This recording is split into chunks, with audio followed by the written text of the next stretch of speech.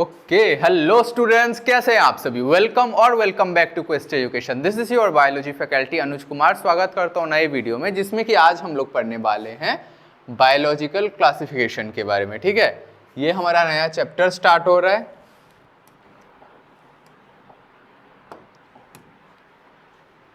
हमने अब तक एनिमल किंगडम कर चुके हैं। एनिमल किंगडम के बाद हमारा आज बायोलॉजिकल क्लासिफिकेशन स्टार्ट हो रहा है। ठीक है, तो देखो, बायोलॉजिकल क्लासिफिकेशन में बेसिकली हम लोग देखेंगे कि कैसे कैसे हम लोग डिफरेंट प्लांट्स में क्लासिफाई किए, डिफरेंट ऑर्गेनिज्म में, Monera, Protista, Fungi, Plantae, Animalia, इन सब में हमने कैसे क्लासिफाई किया, तो उनके बारे में हम पढ़ेंगे। ठीक है, चलो स्टार्ट करते हैं। तो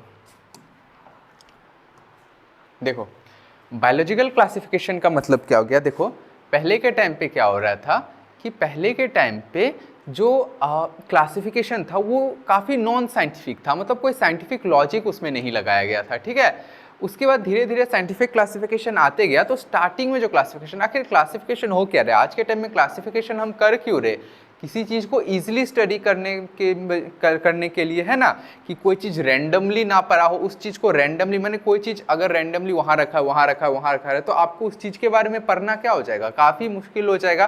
तो उन सब चीज़ को ला के एक साथ अगर आप एक चीज़ में ऑर्डर में, सीक्वेंस में उनको क्लासीफाई कर दो, तो आपके लिए वो क्या हो जाएगा, उनका स्टडी करना बहुत ईजी हो जाएगा। तो उसलिए बोलता है कि why we need to classify, why we need to classification, मतलब क्लासिफिकेशन का जरूरत ही क्यों पड़ा, क्लासिफिकेशन का नीड क्यों पड़ा।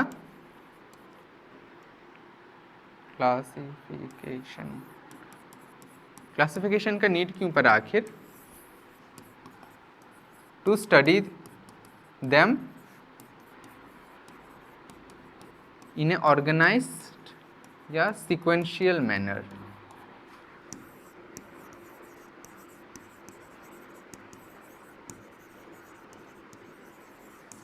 क्लियर है इतना कि ऑर्गेनिज्म या किसी चीज़ के बारे में एक सीक्वेंशियल, माने अच्छा से, मतलब एक ऑर्गेनाइज्ड वे में पढ़ने के लिए हम लोग को क्या, क्लासिफिकेशन का जरूरत पड़ा। फिर मैंने क्या बोला कि इनिशियली क्या हो रहा था कि फर्स्ट में जैसे कि कोई नॉन साइंटिफिक बेसिस था, बिल्कुल नॉन साइंटिफिक बेसिस था, कोई साइंटिफिक लॉजिक नहीं था। मतलब जैसे कि अगर कोई एनिमल आपके खाने का काम आ रहा है तो आप उसमें क्लासिफाई कर दिए, किसी एनिमल से आपको मिल्क मिल रहा है तो उसमें क्लासिफाई कर दिए, किसी एनिमल से आपको हनी मिल रहा है तो उसमें क्लासिफाई कर दिए, किसी एनिमल से आपको ट्रांसपोर्टेशन में हेल्प हो रहा है तो आप उसमें क्लासिफाई कर दिए, किसी प्लांट के किसी से आपको घर बना सक रहे हो तो आप उसमें क्लासिफाई कर दिए, किसी प्लांट से आपको इस पर्टिकुलर फ्रूट्स मिल रहा है तो आप उसमें क्लासिफाई कर दिए, मतलब on the basis of uses.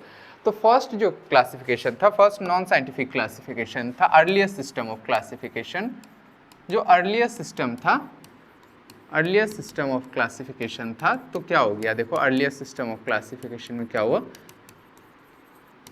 काफी ज्यादा नॉन साइंटिफिक क्लासिफिकेशन था। क्या था, काफी ज्यादा नॉन साइंटिफिक था, नॉन साइंटिफिक, मतलब simply on the basis of क्या, on the basis of use, की मतलब किसी चीज का आप किस तरह से यूज कर रहे हो, किस, कौन एक पर्टिकुलर चीज आपको किस पर्टिकुलर चीज को बनाने में हेल्प हो रहा है, सिंपली उसके बेसिस पे हमने क्या किया था, classification on the basis of uses. ठीक है, कि जो चीज जिसमें काम आ गया उसी चीज के बेसिस पे हमने क्या किया कि उस चीज को क्लासिफाई करना स्टार्ट कर दिए। ठीक है, earliest system of classification start है। ठीक है, अब फर्स्ट टाइम क्या हुआ कि फर्स्ट टाइम आपका जो साइंटिफिक अटेम्प्ट जिन्होंने किया क्लासिफाई करने के लिए वो थे हमारे एरिस्टोटल भाई साहब। ठीक है, सॉरी, एरिस्टोटल साइंटिस्ट, भाई साहब नहीं बोलना चाहिए। तो एरिस्टोटल ने क्या किया कि फर्स्ट टाइम साइंटिफिक क्लासिफिकेशन किया। इतना टाइम तक क्या हो रहा था कि नॉन साइंटिफिक क्लासिफिकेशन चल रहा था। फर्स्ट टाइम क्या हुआ, जो तुम्हारा साइंटिफिक क्लासिफिकेशन था, साइंटिफिक क्लासिफिकेशन जो था, साइंटिफिक क्लासिफिकेशन फर्स्ट टाइम किसने किया, आपका एरिस्टोटल ने किया। ठीक है, कुछ बातें एरिस्टोटल के बारे में जान लेते। देखो, एक होता है फाउंडर, एक होता है फादर। फाउंडर उसको बोलते हैं जो किसी चीज का आविष्कार अगर वो कर रहे हैं तो उनको हम लोग फाउंडर बोल देंगे। ठीक है, कोई चीज अगर पहले से ही आविष्कार, इन्वेंशन हो चुका है और आप बस उसका डिटेल एनालिसिस करके डिटेल स्टडी कर रहे हैं तो फिर आप कहलाओगे father of that particular field. ठीक है, क्लियर है इतना। फादर किसको बोलेंगे, अगर आप कोई चीज़ पहले से ही इन्वेंट है, अगर आप उसका पढ़ाई कर रहे हो डिटेल वे में तो आप फादर कहलाओगे उस पर्टिकुलर चीज़ का। और मैंने क्या बोला, फाउंडर किसको बोलोगे अगर आप फर्स्ट टाइम कोई चीज़ इन्वेंट कर रहे हो, ठीक है। तो एरिस्टोटल को देखो, बायोलॉजी तो पहले से थी, ऐसा तो नहीं है कि बायोलॉजी इनके टाइम पे आया है, बायोलॉजी से बहुत पहले से है ना। तो इसलिए इनको तो हम लोग फाउंडर ऑफ बायोलॉजी हम लोग किसी को नहीं बोलते। तो एरिस्टोटल को क्या बोलते हैं, क्योंकि इन्होंने बायोलॉजी का डीप रिसर्च किया, ठीक है, तो इसलिए हम लोग इनको बोलते हैं फादर ऑफ बायोलॉजी। क्लियर है। अब बायोलॉजी का भी दो पार्ट है, जूलॉजी, बॉटनी, ठीक है। तो इनका मेनली इंटरेस्ट एनिमल के प्रति इनका इंटरेस्ट ज़्यादा था, तो इसलिए हम लोग इनको क्या बोलते हैं, फादर ऑफ जूलॉजी भी इनको हम लोग बोलते हैं। क्लियर है। फादर ऑफ बायोलॉजी भी हो गए, बायोलॉजी के भी पप्पा ये हो गए, जूलॉजी के भी पप्पा ये हो गए, ठीक है। Father of biology, father of zoology हो गए, ठीक है।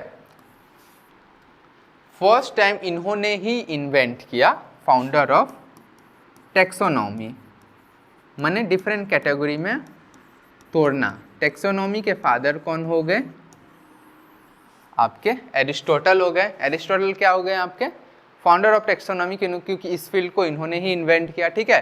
अब फादर ऑफ टेक्सोनॉमी कौन हो जाता है आपका, कैरोलस लिनियस हो जाता है, क्योंकि उन्होंने इस पे डिटेल स्टडी किया था, इन्होंने बस ये टर्म कॉइन कर दिया था, तो इसलिए इनको बोला जाता है फाउंडर ऑफ टेक्सोनॉमी और father of biology as well as father of zoology, ठीक है।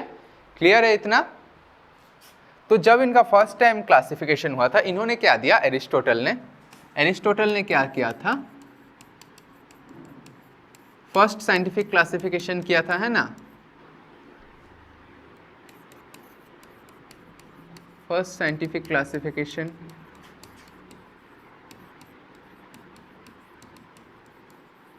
क्लियर है। इन्होंने फर्स्ट साइंटिफिक क्लासिफिकेशन करना स्टार्ट किया।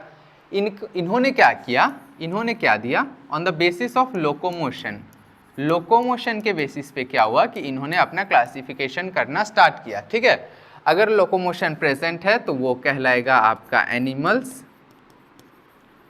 अगर लोकोमोशन एब्सेंट है तो वो कहलाएगा आपका प्लांट्स। एक चीज़ याद रखना, इन्होंने Plantae as well as Animalia term use नहीं किया था, इन्होंने टर्म यूज़ किया था animals as well as plants. Plantae and Animalia ये दोनों एक ग्रीक लैंग्वेज है, और इसका टर्म का फर्स्ट टाइम यूज़ किया था आपका कैरोलस लिनियस ने। इन्होंने बस क्या बोल दिया था कि animals as well as plants, इन्होंने ये दो टर्म यूज़ किया था, ठीक है। एनिमल्स और प्लांट्स इन्होंने बोल दिया था। क्लियर है इतना। उसके बाद इन्होंने क्लासीफाई कैसे किया, देखो प्लांट्स इन्होंने किस में क्लासीफाई किया, प्लांट्स और एनिमल्स, इन दोनों में इन्होंने क्लासीफाई किया, right. Plant as well as animal में क्लासीफाई किया। क्लियर है। प्लांट्स को इन्होंने फर्दर 3 पार्ट में तोड़ा, ठीक है, हर्ब, श्रब एंड ट्री। इन्होंने इसको 3 पार्ट में तोड़ा प्लांट्स को, हर्ब, श्रब और ट्री में। हर्ब के मतलब क्या, जो छोटा होता है, स्मॉल, ये मीडियम साइज, और ट्री क्या होता है, टॉल, ठीक है।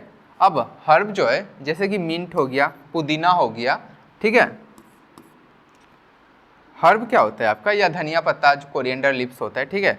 तो ये क्या हो जाता है आपका, बेसिकली नॉन वुडी स्टेम होता है इनका, नॉन वुडी, इनका स्टेम वुडी नहीं होता है, राइट। पर श्रब जैसे कि तुलसी हो गया और ट्री हो गया, इनका स्टेम क्या हो जाता है, वुडी हो जाता है, इनका तना क्या हो जाता है, वुडी हो जाता है। क्लियर। इन्होंने प्लांट को हर्ब, श्रब, ट्री में तोड़ दिया। हर्ब मतलब स्मॉल नॉन वुडी, श्रब मतलब मीडियम वुडी, ट्री मतलब टॉल एंड वुडी। क्लियर है। एनिमल को इन्होंने 2 पार्ट में तोड़ा on the basis of body fluid, कि अगर red colour of body fluid present है तो उनको उन्होंने बोला इनाइमा, और अगर red colour of body fluid absent है, मतलब अगर आरबीसी एब्सेंट है, तो उन्होंने इसको क्या बोला, एनाइमा। क्लियर है। इनाइमा, एनाइमा याद कैसे रखोगे, A for absent. Clear. Absent क्या है ना, आरबीसी एब्सेंट है, इनमें आरबीसी क्या है, प्रेजेंट है। क्लियर है इतना। फर्स्ट साइंटिफिक क्लासिफिकेशन कर दिया हमारे एरिस्टोटल भाई साहब ने, प्लांट और एनिमल में इन्होंने क्लासिफाई कर दिया। क्लियर। प्लांट और एनिमल में क्लासिफाई कर दिया, प्लांट को हर्ब, श्रब, ट्री में क्लासिफाई कर दिया, एनिमल को इनाइमा एज वेल एज एनाइमा में क्लासिफाई कर दिया। क्लियर है इतना। इतना क्लियर है? वही लिखा हुआ है। बायोलॉजिकल क्लासिफिकेशन का मतलब क्या हो जाता है, किसी चीज़ को टेक्सोनॉमी में अरेंज करना, ठीक है, डिफरेंट डिफरेंट ऑर्गेनिज्म को, ताकि उनके स्टडी को अच्छे से आप कर पाओ, उनके बीच के आप similarities as well as difference को आप बता पाओ। क्लियर है? ये नीड क्यों पड़ा उसका जो मैंने बोल दिया है वही यहाँ पे लिखा हुआ है, आप एक बार पढ़ लेना इसको। क्लियर? एरिस्टोटल ने आया, एरिस्टोटल ने कैसे कैसे क्लासिफाई किया वो मैंने बोल दिया। क्लियर है? अब एक इम्पॉर्टेंट क्वेश्चन इसमें आ जाता है कि जो अर्लीस्ट सिस्टम ऑफ क्लासिफिकेशन था जो मैंने आपको बोला वो किस चीज़ पे बेस्ड था? अर्लीस्ट सिस्टम ऑफ क्लासिफिकेशन किस चीज़ पे बेसिस था? On the basis of gross morphological uses, बाहर जो चीज़ आपको यूज में आ रहा था उसी के बेसिस पे आपने क्या किया कि क्लासिफाई करना स्टार्ट किया। ऑन द बेसिस ऑफ क्या? On the basis of uses, uses के बेसिस पे क्या किया आपने? क्लासिफाई करना स्टार्ट कर दिया। क्लियर है? तो ये वीडियो में यहाँ तक ही था। एक बार मैं ये चीज़ रीड कर देता हूँ कि इसका जरूरत क्यों पड़ा, पर्पस क्या पड़ा क्लासिफिकेशन का। To organise the huge diversity of living from to make it easier to study. इतना जो कॉम्प्लेक्सिटी है, इतना डिफरेंट टाइप ऑफ जो डाइवर्सिटी है हमारे लिविंग बींग्स में, उनके बारे में पढ़ना। नियरली 1.8 मिलियन स्पीसीज है। अब उनके बारे में पढ़ना अगर आप सीक्वेंस वे में नहीं पढ़ोगे, सिस्टमिक वे में नहीं पढ़ोगे, तो काफ़ी ज़्यादा हेपेजाइट वे में करोगे तो वो चीज़ काफ़ी ज़्यादा मुश्किल हो जाएगा। तो उस स्टडी को ईजियर बनाने के लिए क्या हो गया कि क्लासिफिकेशन आया। To relate and compare organism logically. देखो ये और ये लाइन में एक साथ समझा देता हूँ।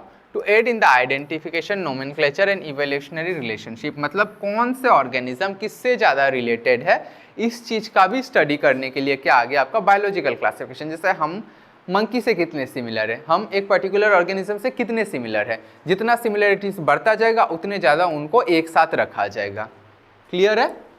Over time classification becomes more and more refined as of now features more anatomical, physiological. पहले का टाइम पे क्या था, on the basis of uses करने लगा, उसके बाद सेल वॉल के बेसिस पे, लोकोमोशन के बेसिस पे, ऐसे ऐसे करने लगा। ओवर पीरियड ऑफ टाइम बहुत सारा कैरेक्टर को एक साथ लेके फिर उसका क्लासिफिकेशन करना स्टार्ट किया, जिसकी एनाटॉमी सिर्फ बाहर से मॉर्फोलॉजिकल देख के नहीं कर रहा है, मॉर्फोलॉजिकल के साथ एनाटॉमी अंदर का चीज़ भी देख रहा है, फिजियोलॉजी मतलब सेल का क्या कंपोजिशन है, मॉलिक्यूलर बायोलॉजी मतलब उसका आरएनए डीएनए में कैसा क्या है, इसके बेसिस पे भी क्लासिफिकेशन हुआ। क्लियर है इतना? अर्लीस्ट सिस्टम ऑफ क्लासिफिकेशन, जो फर्स्ट टाइम क्लासिफिकेशन जो एरिस्टोटल ने दिया था इसमें वो लिखा हुआ है, आप ये पढ़ लेना।